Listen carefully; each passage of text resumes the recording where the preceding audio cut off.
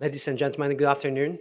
I would first like to thank EMA on behalf of EuropaBio and of the Deerfield Institute for inviting us to present the results of this survey.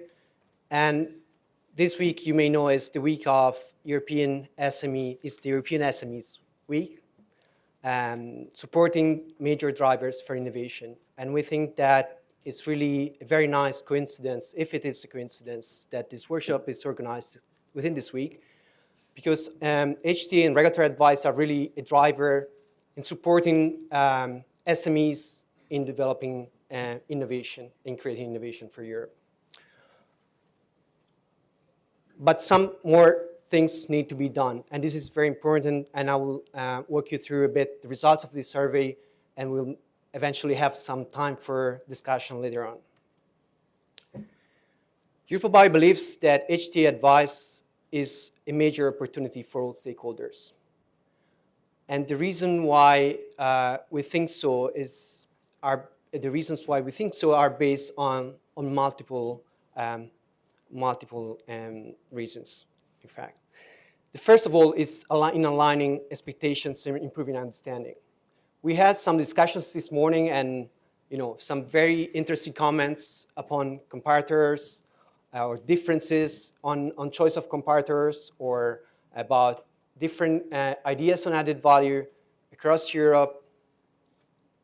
And this is something that seems to most of us as a no-brainer. We should start as early as possible in discussing what are the met needs, what are the potential evidence requirements, and align all of us our expectations and learn over the time how to improve our job. And this will help doing two things. One, on one side, creating this information in the data to reduce uncertainty on one side. On the other side, will enable different stakeholders like industry, investors, patients, regulators, HTA bodies, healthcare providers, in taking the right actions to reduce and minimize the risk. So we face risk every day. We cannot eliminate risk, but we can mitigate them. And this is, I think, a responsibility that we have as a system, healthcare system as a whole, when discussing about regulatory and HTA subjects like we're doing today. This will have another impact or effect that will be to reduce costs. Because, of course, anything will be done in the wrong way in terms of development. Every study will be done that was not necessary, or everything will be done not in an efficient way, will have an impact on costs. And as we are all part of the same system, there are cross effects.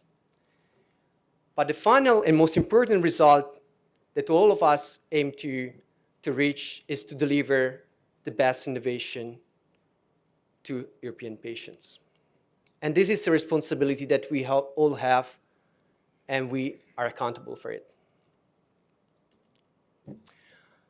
Moving on more in the details of the survey, as Paolo just said, it's a EuropaBio survey that was run specifically to see and to look at the needs, the issues, the challenges, the benefits, and the opportunities from SME perspective. And we did that because SMEs are an important part of the members of EuropaBio. Also because they are very much focusing on very innovative research and development activities like ATMPs or OMPs. And we thought that was a good case study to outline some, I would say, major drivers and some topics that are interesting for this discussion and well represent as a whole EuropaBio. The survey has been conducted also with, and is being conducted also with EMA, so regulators and HTA bodies, to have a better picture of what could be done, what is done, and what could be done in the future. Today's presentation will focus only on the SME input. We interviewed 8 SMEs that may look a small number. At the same time, 4 of them, they were developing ATMPs and 5 OMPs. And these don't sum up to 8 because there are some that do both. And they are very much, I would say, on the edge of developing drugs in a very late stage, some of them having got already marketing approval and some of them are already commercializing. So if it's not representative of the hundreds of SMEs that are in Europe, and if it's not fully representative of the 300 products that, as the Commission has said, just for this SME week posting, they're not the 300 products developed by SMEs. They are very much the successful stories, or they will represent, I would say, the successful stories. These companies, in the vast majority, are European, based in Europe. They employ an average of 143 employees. Most of them are in Europe as well. They have just a few regulatory people or employees, 3.5, and only one HTA expert or function in all the 8 companies. We asked to these 8 companies what they thought about their past experience with the regulatory scientific advice or other SME-related supported activities, but also what they thought about the HTA advice. And so I'm just going to summarize what were, I would say, where they saw the benefits, where they saw challenges for both EMA and HTA advice. None of them had joined EMA and HTA advice. So on the EMA side and the regulatory advice, the SMEs, the interviewed SMEs were very positive. And among the key reasons why they said they were positive was that they felt that EMA had very strong scientific expertise on ATMPs that was helping them at different stages of the scientific and support process to better understand, how to position, how to adapt their clinical trials. Also, they valued the early opportunity to get joint feedback from different groups within EMA, and this, I guess, is a similar comment. They also very much appreciated the helping attitude coming from EMA, and also they think that this early interaction is and was a very good opportunity for them to understand, to learn from EMA and from the scientific experts they were engaging with, but also to communicate and to educate on the disease, on the technology, and for ATMPs, for example, is a very good example on some long-term discussion and understanding and sharing of information. On the issues or challenges side, there were mainly of 3 orders. One was the process. They saw sometimes the process to be not so flexible as they would have expected, lengthy and cumbersome. The input was not always consistent over time, or at least they had this impression.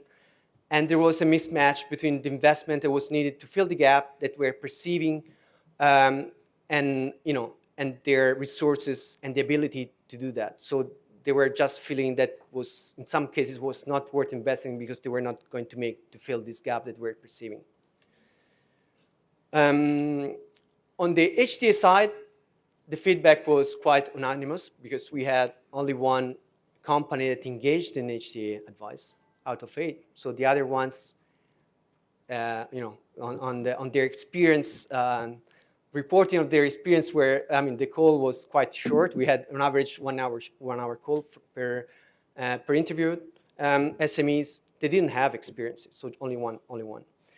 But I think it was so we continued having these interviews to get better sense of why they didn't do it and what they would do, what would be the conditions to do this in the future. And I think they gave a nice and interesting input.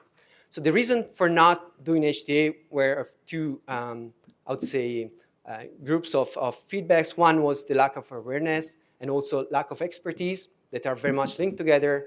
And the second one is in terms of timing. They saw that they were never the right time to do that. And I guess this is also linked to the first point, because if you're not aware, if you feel are not an expert, it's never the right time.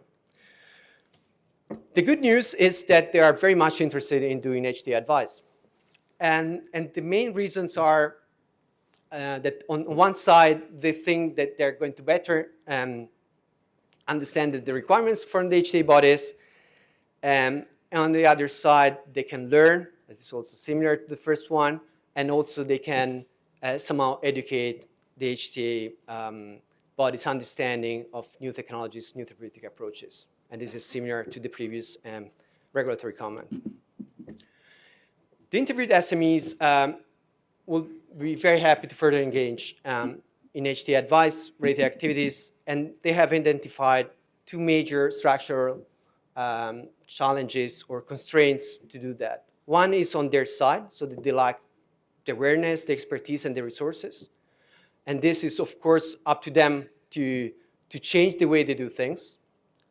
Maybe have more HTA experts and less research people, but this I don't know if it's a politically correct comment. But at the same time, they may want to, they will need help from the, I would say, the broader community, not because, for any other reasons than the size. Because the level of the requirements from HTA, EMA and HTA bodies is so complex that in our experience, and we saw this morning from presentations, even for big companies can be a big challenge. So you can imagine what can be for a company of just a few people. But still, these are the companies that are also delivering innovation to the European healthcare system. And on the other side, and it's very linked to what I was saying before, they face a very highly complex HTA environment. And this is very confusing. And at the same time, it's a challenge in terms of resources, because if you have to go around to different countries and align on eventually different requirements, and then, this is already enough to a no-go, because it's just impossible for them. But even if you had money to do that and to invest in this, then you will have faced the challenges of generating the data, and that will be an insurmountable challenge for most of them. So just to conclude, I would say EuropaBio and SMEs really value HTA and EMA, so regulatory, early dialogue, and scientific advice activities.